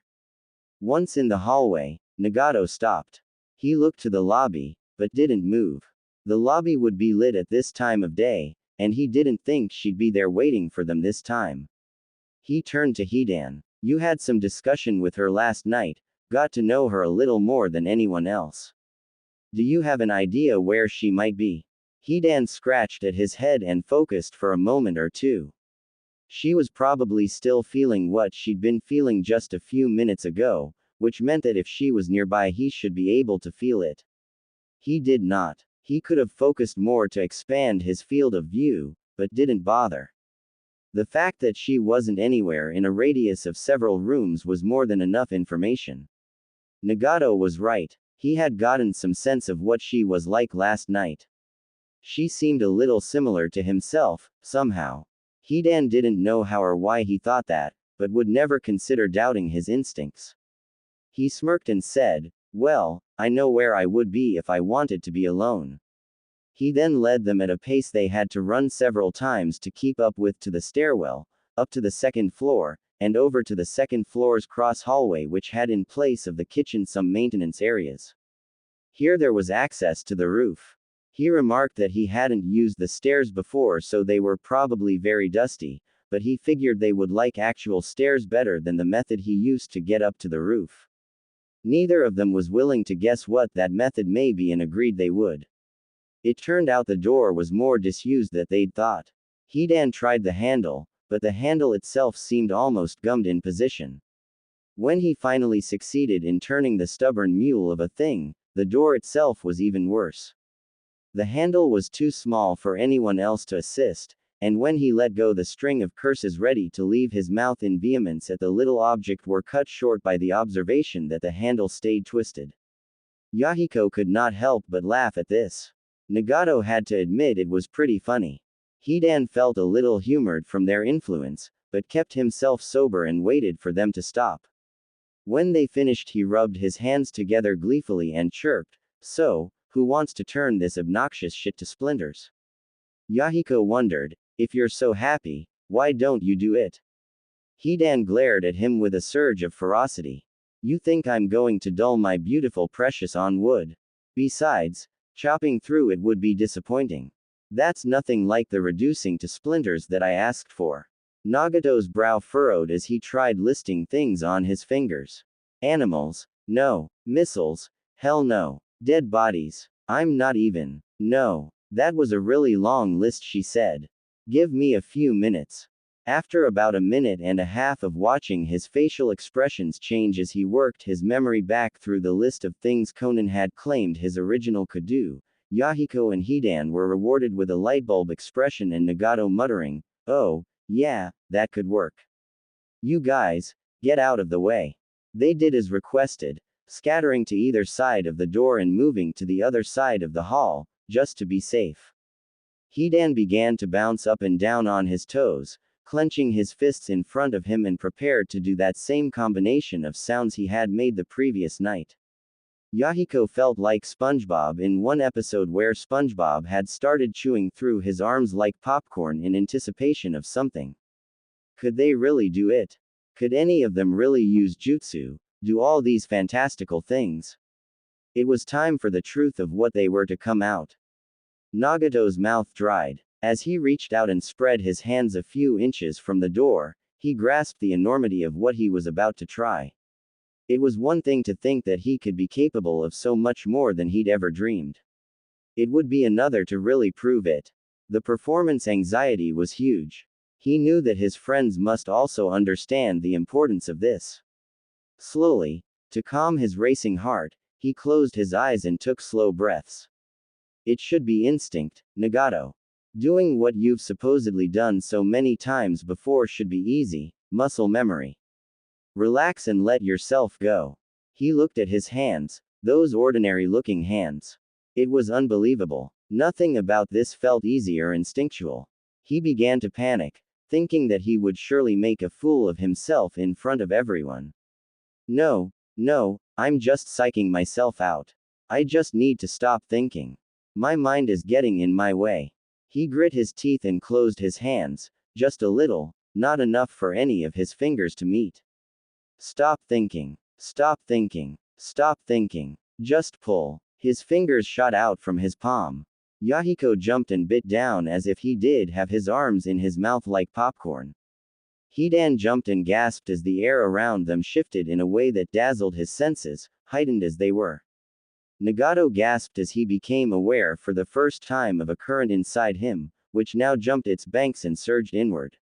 The portion of it that was in his hands really did seem to act on its own, changing in some way instantly. There was a great cracking sound, and they all feared for the structural integrity of the building around them. The cracking proceeded to shattering, and from there to screaming. The hinges alone had Nagato cringing, and Hidan and Yahiko covering their ears. The only part of the door not making noises no door should ever make was the frame, which had had more than enough of this. The hinges were too jammed to break. The metal plates holding each one were too solidly attached. The wooden frame the plates were attached to had none of these defects, and with a whoosh sizable chunks of the wall came loose and flew towards Nagato. The door itself had also had none of these defects, and the hinge side had splintered loose. Before he could even process the danger, Nagato found the rest of the door in between him and the loose metal plates. His elbows unlocked and folded close to his body, the door coming to a rest against his palms and the loose hinges slamming into it on the other side. For a moment, the scene was frozen like this, Nagato staring wide-eyed at the door only inches from his nose, his palms still spread, the door and the hinges refusing the orders of gravity. Yahiko gaping in awe from his position behind Nagato and to the left, his eyes still not having gotten around to sending the signals of Nagato turning and blocking the hinges with the door. Hidan grinning without knowing he was grinning, staring at the splinters flying harmlessly out to the side and flaking off the ruined edge of the door like brown pointy snow. Then the scene abruptly unfroze as instinct kicked into gear. Nagato's hands and the chakra inside them relaxed and the hallway echoed with the thud of wood crashing onto wood and metal bouncing off both. The signal was sent and Yahiko's brain began to process this blur of information. Hidan followed the door all the way to the ground, his head turning almost robotically. As his hands relaxed, Nagato's mind did too, and information could finally flow freely. In just a few seconds he understood what he had done. His breath trembled in shocked laughter and a small disbelieving smile spread over his face. He turned to his friends and saw them there, utterly real, and the smile grew into a broad open-mouthed expression of joy. I did it. I pulled, and, right out of the frame. Took chunks right out of the frame. Yahiko met his eyes. The hinges. Hidan proceeded to do exactly the bouncing, shaking his fists, warbling, chirping, squealing expression of joy he'd done the previous night, except at a higher volume. It lasted for a good 5 seconds, after which he wavered on his feet and turned to Nagato with eyes partially glazed over. That was so amazing. You, come here. And Nagato found himself lifted bodily off the floor again as Hidan grabbed him and stumbled backward. Not even hitting the wall behind him stopped either of them from smiling like loons this time. Yahiko joined in from the side, and Nagato closed his eyes, soothed beyond measure by these two men holding him in their arms. All too soon, Yahiko stepped back and the embrace came to an end. Hidan released Nagato with a grin, and they moved simultaneously to gather around the door where it lay. Hidan knelt down to make sure it was real, and picked up the hinges. With plates and chunks of doorframe attached, they were pretty heavy. He looked up at Nagato and lifted them up and down. Amazing. You know, I don't feel at all mad at your original if that, he motioned to the visible dents in the door, is what he left for Ya. I could forgive him everything right now, or anybody else, even Stalin. So he shook his head in wonder. Yahiko nodded. Nagato, you just did a miracle of some kind. Magic. Space magic. Nagato looked up. Space. Yahiko started gesturing randomly, trying to reach for the words. Yeah, not like outer space, more like the space between things. Push and pull, right? You can mess around with things at a distance like there wasn't a distance. He laughed again, satisfied with his words this time. Why yes, space magic, Nagato stammered. That makes perfect sense. But wait, if I can, then Conan, oh my baby Jesus, she was right. You can, too, and Hidan, he spun to face Hidan, and stopped. Did Conan say something about immortality earlier? Hidan's eyes lit up like a fireworks show. Yeah, she did. I can. He turned to the doorway, to the goal of Nagato's action. Conan. She was feeling bad. Shit. We bring this to her, and there's no way anyone can feel bad. Yahiko gasped in horror. Oh no, I forgot about her. I can't believe I did that. You're completely right. Let's go. He plunged into the adequately lit stairway without hesitation. Hidan knelt back down and placed the loose hinges in the dents they had made, and he and Nagato followed. Conan. She was growing restless. It was not in her nature to be still, only sitting and brooding for long periods of time. The injured feeling of rejection, of humiliation, of being so alien in settings so familiar, all were now consumed by the pulse beneath her skin. It was hot, and sharp, and consumed even her own fear of it. Someone had to be wrong. Was it them, those strangers who did such a poor imitation of her family, lovers and co-workers, or was it her, the lost, helpless intruder in a land that rightfully belonged to the strangers? There was no doubt that someone was wrong. The bafflement and horror in their eyes had more than confirmed that. She tried to calm herself, be tactful about this. No, I have brought them together, told them of their past, promised to teach them. That is my purpose. Even if they reject me, even if they hate me, I made a promise to be there. I must try again. Go back down, see if cooler heads have prevailed. Try a different approach. Apologize. Be reasonable about this. Yet, as she forced these thoughts through, her hands gripped the crumbling brick beneath her. Digging in, her senses told her of a mountain, a wild mountain whose cliffs were hers alone to master. They told her of approaching rain. Her inner senses told her of battle, of bloodshed and death and fury, and every time they told her of the blood a vision came to her. It was a short vision.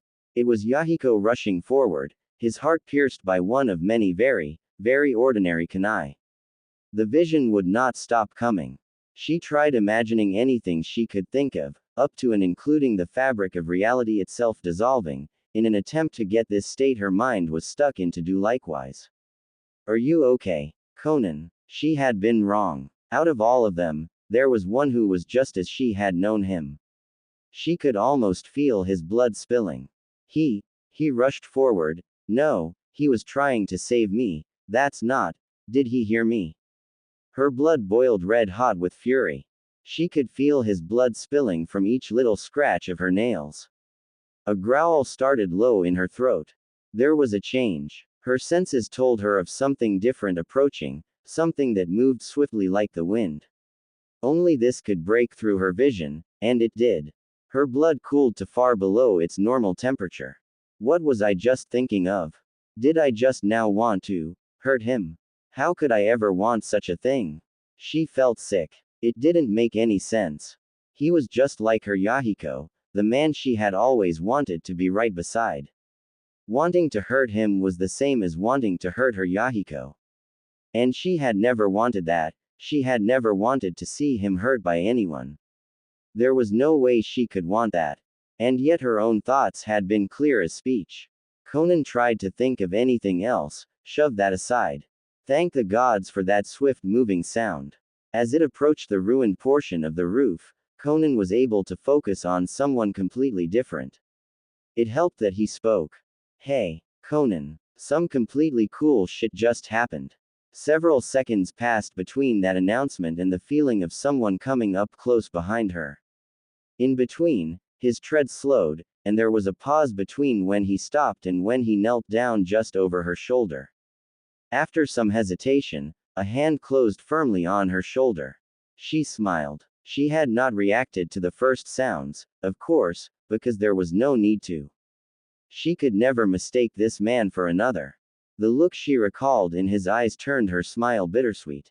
Even so, she reached up and touched his hand. Thank you. Hidan paused. Why was she thanking him? The pain and anger, this new bittersweetness, he didn't think his arrival had done anything worth thanks. Regardless, he shook his head. It was true, her feelings had distracted him from his own almost immediately. The triumph was fading fast. That was why he refocused now, to tell her as soon as possible. Hey Conan, we did it. What you said, we proved it. You were right. We're super glad you told all of us about this awesome shit. It feels amazing. Conan's eyes widened. Her fingers tightened on his hand, which was already doing wonders to soothe her, and she turned to face him. He grinned. We did it. Nagato and Yahiko and I, we were worried about you, so we came up here, but the door to the stairs was jammed shut. He looked up over his shoulder. What did that feel like? Nagato came up and stood over her. Unlike Hidan, he had no limits to his joy. His face was flushed, his cheeks stretched in a smile she hadn't seen for a very long time, and his eyes shone. The door was too stuck to open, so I thought of what you said. I remembered you said my original could push and pull things. Well, it turns out, he was shaking with joy, I can too. He looked at Hidan, who was captivated. I felt it, this chakra she told us about. I felt it inside me, and it felt so powerful. Most of it pulled, and the chakra in my hands changed somehow, and it happened. Just like that, a little change inside me and the door was cracking and squealing and it actually broke near the hinges just as they pulled free and I moved so quickly, I didn't even know I'd done it until later, and I put the door in between me and them. They dented it. The hinges didn't break, they pulled out of the frame. I took chunks of wood out of the doorframe itself. He looked at his hands, held them out for Hidan and Conan to see. I pulled a door out of its frame like it was nothing. Nagato's breath shook like he was going to break out in amazed laughter again. He sat down in front of Conan's turned head, just behind Hidan. I didn't care. I was upset about being told I was a murderer in a past life, yes, but that doesn't mean I can stand to hurt someone now. I didn't care about anything before, I just wanted to be who I am in this world and help you, and now I don't have any words for how happy I am that I did. No one's really angry at you, it's just that hearing you talk about us like you expect us to be people we barely recognize was upsetting. We're not our originals. We belong to this world, and this portion of this world is nothing whatsoever like you seem to expect. You can't expect us to be anything like who you knew. With a smile, he held out a hand. It was still good though, to realize I was capable of something I didn't think anyone could be capable of. Can you tell me more? A strange feeling came up inside Conan, a warmth to wash away all worries, all thoughts. She looked into her brother's eye, saw the sheer happiness that she hadn't seen for many years, and took his hand. They stood up together. Nagato was sincerely happy to see her, and Hidan next to her held her hand. For a moment, all was right. It was a beautiful moment.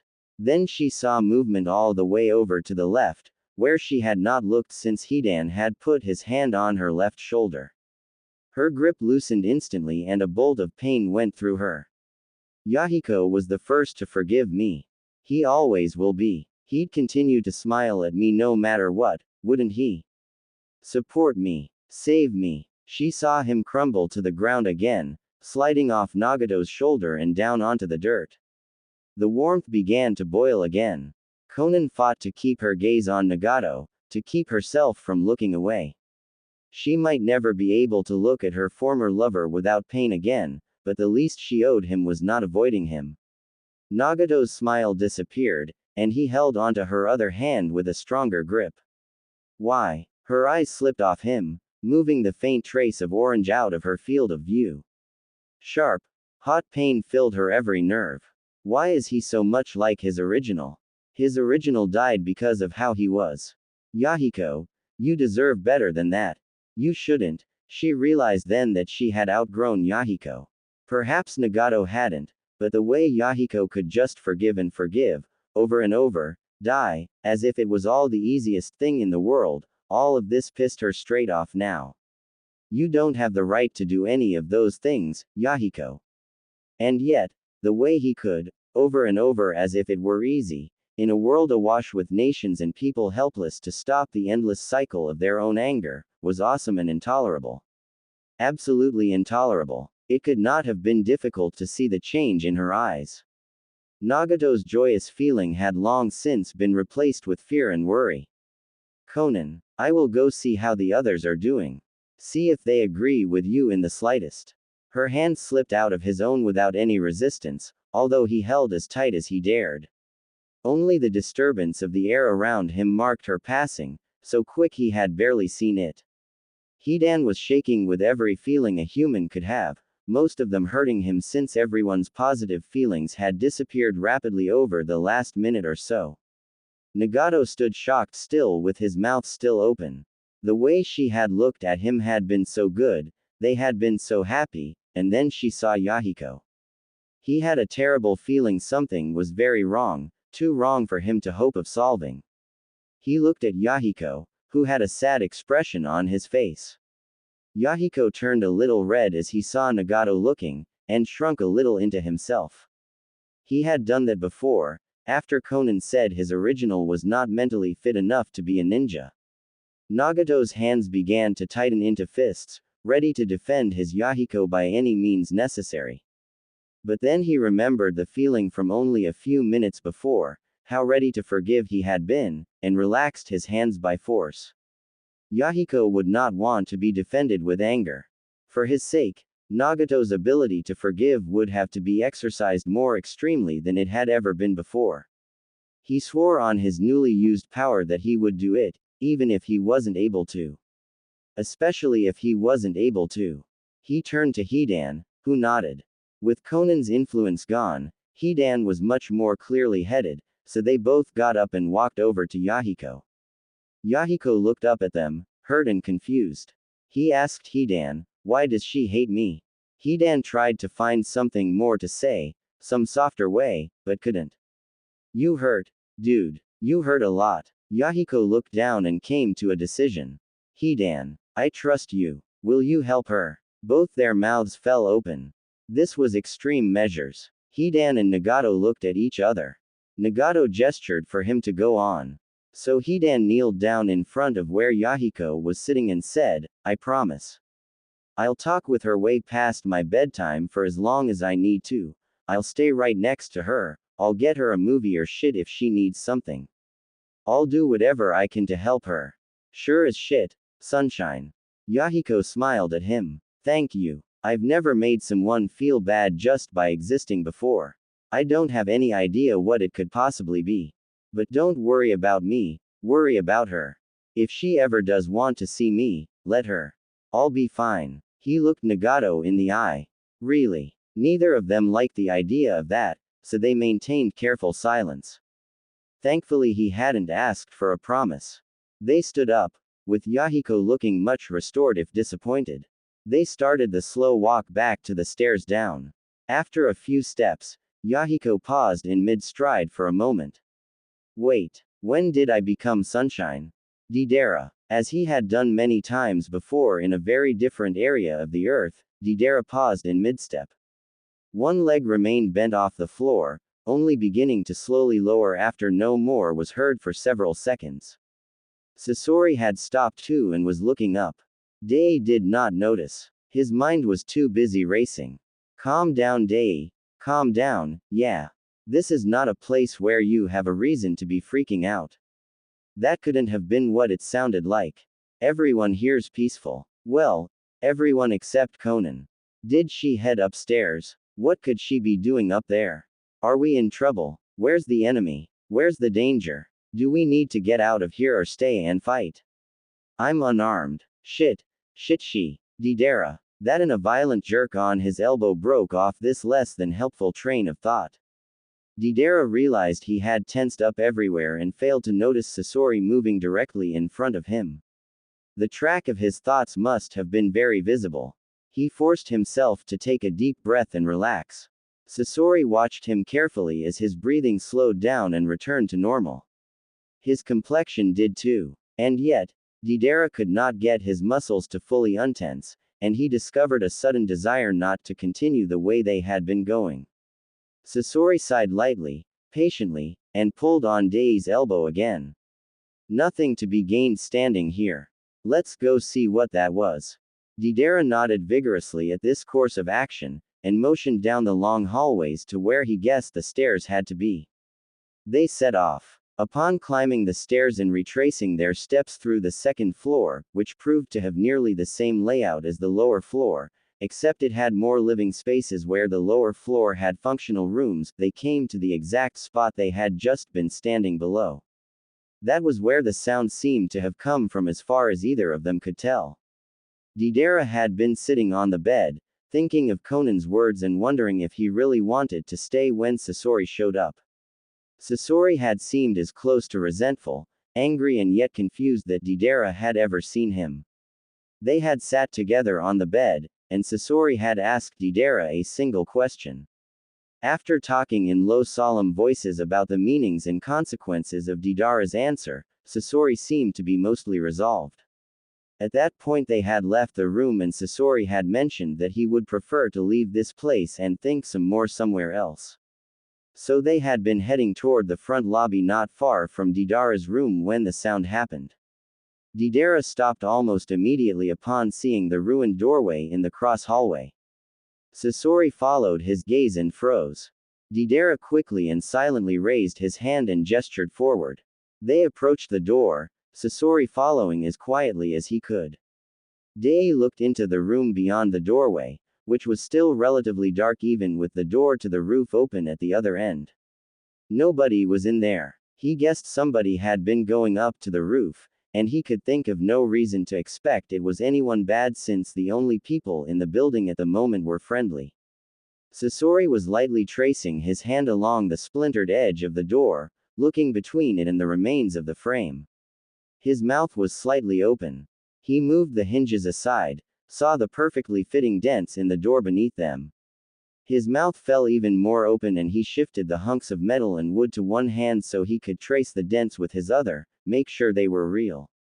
His light, cautious fingers rubbed against some fractured wood fibers that could easily have become splinters if he'd pressed harder. It was real. Sasori looked up at Deidara and shook his head. He had no idea what was going on here. Deidara turned to the frame he was standing next to. It looks like those might have been ripped out of here maybe. Before he even finished speaking, Sasori was next to him, carefully holding one rusty, splintery chunk as he pressed the other into the top gap in the frame. It didn't quite fit there, but it perfectly matched the bottom. Sasori nodded his head, still unable to speak. If he had been able to, he would have congratulated Deidara on his use of the word, ripped. That was the only kind of force he could imagine causing damage like this. But what kind of anything could possibly rip a door out of its frame, never mind the hinges themselves? He turned around quick enough to make Dei jump back several steps, glanced around all edges of the door. But no, there was no sign of crushing like there should have been if someone or something of unusual strength had gripped it. His mouth starting to get very dry now, he made some effort to close it. Still it dried. What the hell had happened here? Steps sounded behind them. There had been little to say after recognizing Itachi's wisdom, and no one had been so much as scuffling their feet along the carpeted floor at the time of the screeching. The clay animator and the puppet master stepped back against the side of the door to make room as the hallway filled with curious and wary ninjas. You guys have any idea what happened? Kisame asked. Sasori decided to buck up, explain it himself.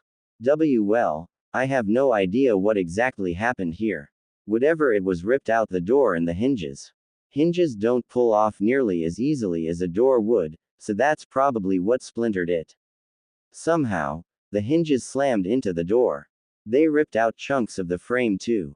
I'm a little afraid to ask what, why or how this happened.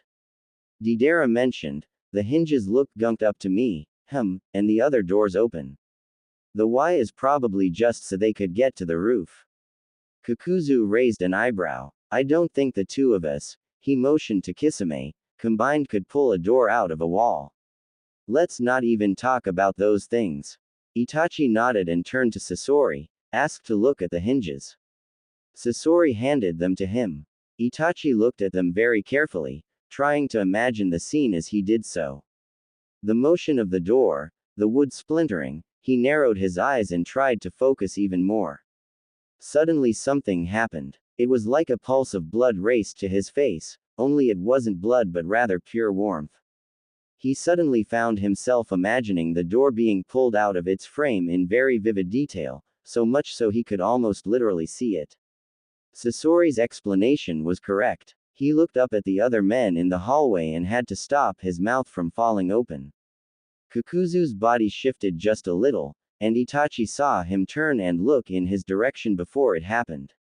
He could make out every little movement, even the little twitches that most of them suppressed at the sight of him. He lost focus and it disappeared, the amount of detail he could make out from them returning to normal. The hinges dangled from his arms limp at his sides, forgotten. Kisame remained tense even after whatever it was went away, the shark man's eyes staying wide. Itachi, your eyes, they turned red, with a little black circle around your pupil, and the circle looked like it had 3 commas in it. Itachi tried to imagine this, for once silenced not by his own choice. He raised a hand to his eyes, traced the skin under them. He looked around at everyone, this time looking for something. Deidara guessed what it was and handed him a small mirror. Itachi looked into the mirror and imagined the feeling of the warmth around his eyes, focused again. It worked. He gaped at eyes that matched exactly what Kisame described. Somehow his perfectly normal eyes had turned red, with the black line appearing and the 3 commas spinning into place. It felt, he looked up at everyone else, maintaining his focus this time. It felt good. He let it go willingly for everyone else's comfort. Kakuzu narrowed his own seriously abnormal eyes. So it seemed the Uchiha, unlike himself and Nagato, could bring out his abnormal eyes and send them away anytime he wished. Kakuzu wondered what mechanism could possibly be responsible for that. People didn't just spontaneously change eye color, and red wasn't on the list of possible human eye colors in the first place. To say nothing of such a precise pattern. What kind of mechanism could make that possible? Did his eyes have the color-changing cells of squid or octopus? But what purpose would that serve?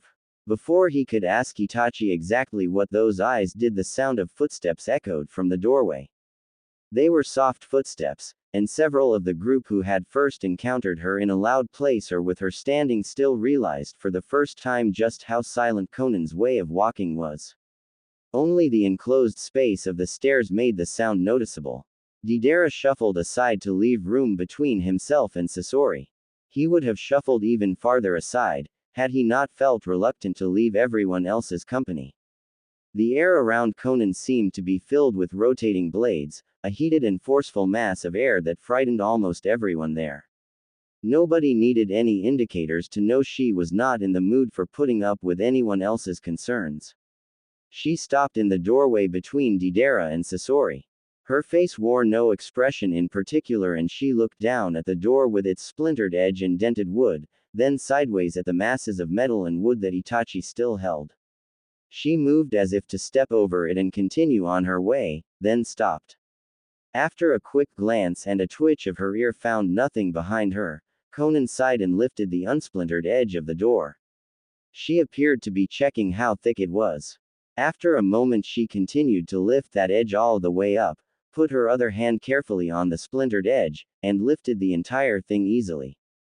It was wide enough she needed one hand on the bottom and one on the top to carry it, but otherwise there were no signs of difficulty in the way she moved and carried it down the hallway. Her steps were still very quiet as she disappeared around the corner. Damn, what happened? Deidara murmured. What? He asked again as he saw Sasori look at him. There's definitely something going on with her, yeah. She kinda hinted when we talked that she's seen some things, yeah. Sasori turned away and shook his head, unwilling and unprepared to vocalize his thoughts about her just yet. More footsteps echoed from the door to the roof. Nagato, Yahiko and Hidan seemed a strange mixture of downcast and hopeful when they came through. Yahiko smiled as he usually did when he saw everyone else gathered. Nagato and Hidan appeared to have been discussing something of importance, but stopped midway behind Yahiko. Hidan rushed forward into the hallway, looking puzzled as he walked through the space where the door had been. Nagato stood by Yahiko's side as they both grinned, an example of genuine overwhelming joy rapidly growing in intensity on Nagato's face. He nodded at Yahiko. Yahiko was similarly unable to restrain his smile. This only worsened his problems with figuring out how to start speaking, but he didn't mind. Hey guys. So, where did the door go? Kakuzu snorted. Conan took it. She checked its thickness first. It's almost definitely going to a training room. It's not useful as a door anymore, now it's just convenient wood. Yahiko nodded. That's good, that it'll still be around to look at. I don't mean to be too sentimental, but it is the first real thing that shows that we really are ninja and can do the magic things she talked about. He turned to Nagato. Come on, tell us what it was like. Oh, shit yeah, Hidan piped up. All I've got for ninja stuff is things that aren't magic, so I don't get to know for myself. I need to hear this shit. Okay, Nagato managed to force out through a smile that wouldn't go away. It was amazing. So we couldn't get through this door when it was here because it was too jammed to open, and Hidan suggested. As Nagato described the entire incident, going into special detail about the feeling of energy running within him suddenly flowing in a new way, he seemed to glow with the discovery of what he was really capable of. More than a few mouths hung open, their owners enraptured. Itachi's own flow of chakra shifted, unconsciously activating his eyes. He saw every detail, every twitch of every facial muscle, every pulse of Nagato's neck as his heart beat fast with the feeling of being alive. The combined strength was nearly enough to lift Hidan from his own body. As was, he stayed put but forgot he had a body, forgot his own identity. The pink in his eyes faded to transparency. Nagato finished the story with them going up onto the roof to look for Conan. A disappointed Deidara asked if that was all. Yeah, and Nagato said firmly that what happened on the roof was nobody's business but theirs. He looked around for agreement, and Yahiko and Hidan gave it instantly. Conan seemed unwilling to talk about anything in that general area, so they all knew she would appreciate discretion without having to ask.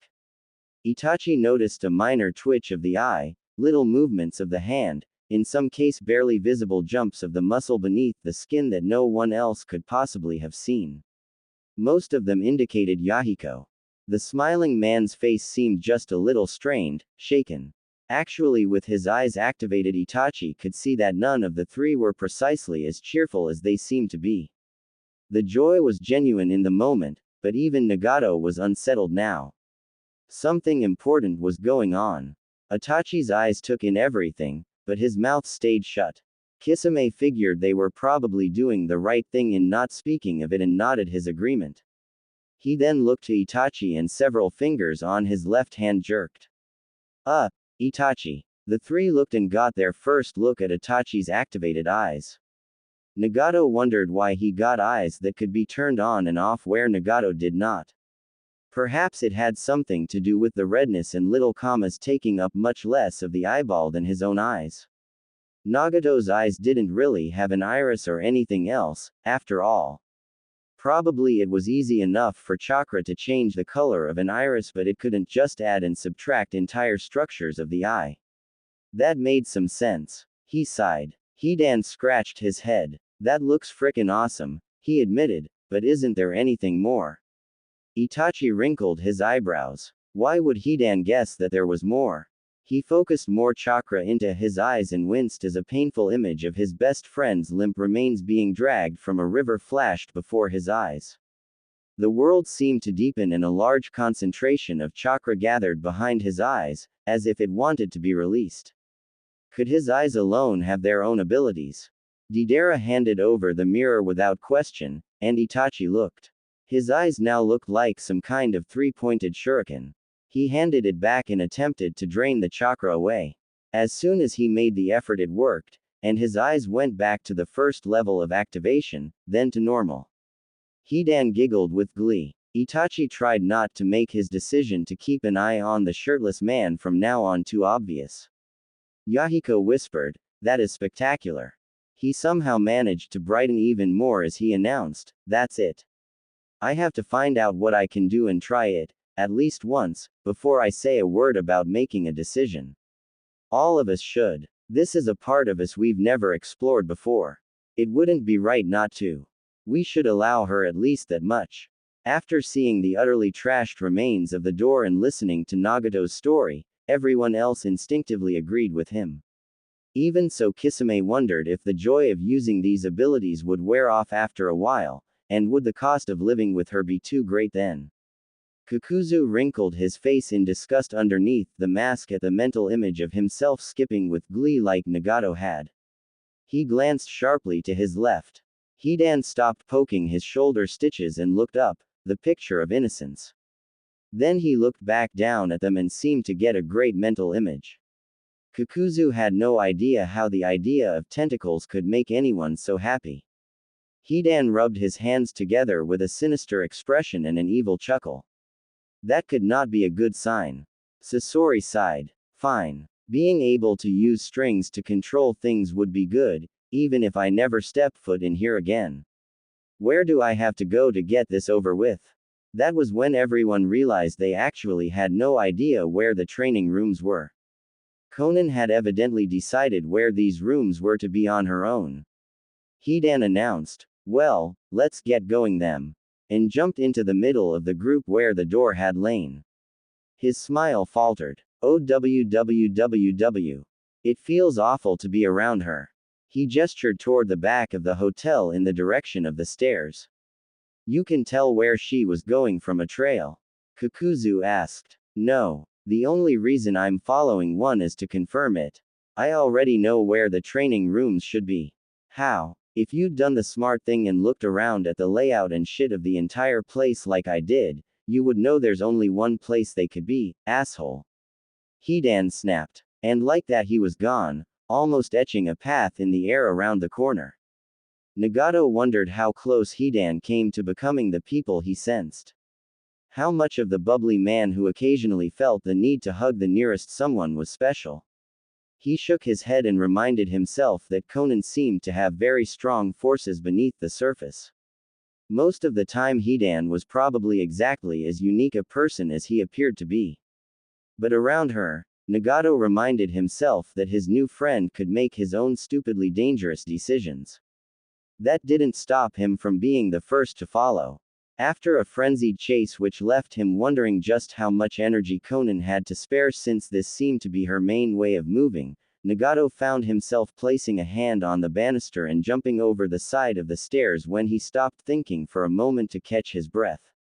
Luckily freefall from any height is the leading cause of temporary mindlessness in humans, or else he might not have completed the motion smoothly and continued on as if it was the most natural thing in the world. Nagato looked around quickly to either side as footsteps came down the stairs behind him in a more normal fashion. What else were his thoughts keeping from him? This was the end. There were no more steps, no sign of any presence at all. Nagato's breathing slowed as Yahiko came down next to him and looked around. Yahiko muttered. He said something about only one place where they could be. Where? He looked behind the stairs. Oh, I think I found them. Hey Nagato. What? The backyard is out here. Where are they? The backyard's too close. The rooms next to the stairs have to either be a little small for someone to live in, or not rooms where someone's supposed to live. Nagato looked around a little more carefully and it finally registered that there were 2 rooms on either side of the stairs. He felt very stupid. Thanks for being less of an idiot than I am. I'll check the one on my side, you get the other one. Hey, don't call my best friend an idiot, Yahiko chided as he went to the room to his left. Nagato checked the one to his right.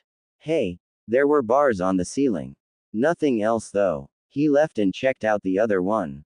The one to the right of the stairs, the left of anyone coming down the stairwell, did not have any bars crossing the ceiling. What it did have was Conan deciding how the former door should be cut into pieces, what size, and how those pieces would be distributed with Hidan in low voices. As he neared where Yahiko stood, they were just barely able to hear Conan argue that there should be at least 2 pieces each for the floor and ceiling. Hidan asked exactly how big the targets should be. Conan replied that they should vary in size, no smaller than a couple centimeters in diameter and no larger than half a meter the same way. Hidan shook his head and said that was a really bad idea for wall, ceiling and floor targets. The smallest ones should be painted on person-shaped targets, ideally moving, which meant that the door should be cut in pieces no smaller than 3/4 of a foot in diameter. Conan paused and asked how much a foot was. Nagato and Yahiko turned to each other and nodded in unison. These 2 were completely insane and absolutely perfect for each other. Kakuzu had arrived in time to hear what the lower limit was, and pretended to ring imaginary bells. Sasori walked in and made it quite clear he didn't give a damn about ludicrously small targets by walking up and tapping Conan on the shoulder. She made it quite clear that nobody had gone unnoticed by dodging and turning to face him just as his finger brushed her cloak. She said nothing, only waited for him to explain such forward actions. Teach me that puppet string jutsu. Conan narrowed her eyes. That's a rather rude way of asking. You're quite confrontational, aren't you? Yes I am. Good. Shinobi need to be confrontational. I was worried that none of you would have the appropriate character, she said, while grabbing his wrist and holding it out toward the splintered door. The strings were projected from his fingers, so I believe the technique is mainly shaping your chakra and projecting it from your body in the right direction. It is probably changed in some way to attach to its target as well. Hidan, you were right about making dummies for the smaller target practice. We shall only need about 8 larger targets. Cut this door in uneven eighths from the size you mentioned up to the upper limit. Hidan practiced the new motion he would need to retrieve his scythe. The previous night he hadn't thought about reaching over his shoulder to place it on his back, blades down. Muscle memory. he supposed. After having his idea, he'd tried something new, and spun the stem in his fingers while reaching down to place it on his back blades up. This movement still felt quite unnatural, which hampered his enjoyment of his orders somewhat.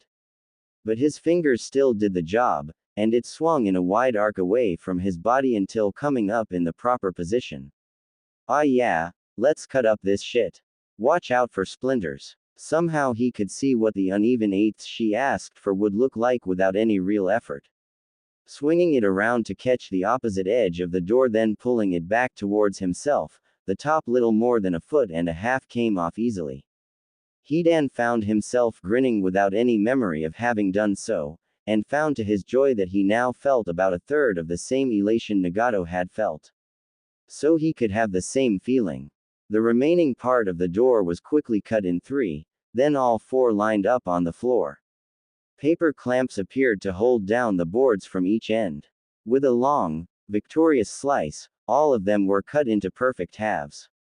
Hidan swung the scythe up to rest on his shoulder as he raised his head to the ceiling and laughed. When he turned towards Conan after a good, long session of this, his eyes and mouth were open, teeth and tongue visibly urging him to bite down on something. His eyes glinted ferociously. Conan had never been with him in battle to see this before. Her face settled into familiar lines that only Nagato's enemies had ever seen deep in the depths of a megakure. The world fell away as they regarded each other, 2 predators on a hunt. Sasori could not help but be fascinated. However, there was a certain tact he exercised whenever such a scene occurred in real life as opposed to the movies. He turned his eyes away and, saying nothing, imagined the feeling of some warm energy like Nagato had described building behind his fingers. He made sure every detail in his imagining of a coil of wire was accurate, then sprung out his fingers. From each one a link projected and attached to a board. He pulled his fingers back and watched as 5 newly cut boards sprung up from the ground and hovered in midair. They were fascinating. So fascinating. Like magic they rearranged themselves in the air. Only the peanut gallery noticed his fingers move in well-practiced ways. Then they rearranged themselves again. Then one by one they were lowered to the ground, into the exact same places they had been cut. Sasori stared down, helpless to move his eyes from this even if he had wanted to. It was as if they had never been moved. Deidara came up and looked over his shoulder. Wow. I really need to get my hands on some clay. 2 proud carnivorous pairs of eyes looked at the resident skeptic. Sasori. He blinked away the shock and amazement. I'm staying. Deidara grinned. I knew even a grump like you couldn't resist amazing things like this, yeah. We're going to have so much fun together, and nobody's getting in the way, yeah. Nobody messes with the Akatsuki. As he was shaken back and forth by the excited hands on his shoulders, Sasori smiled.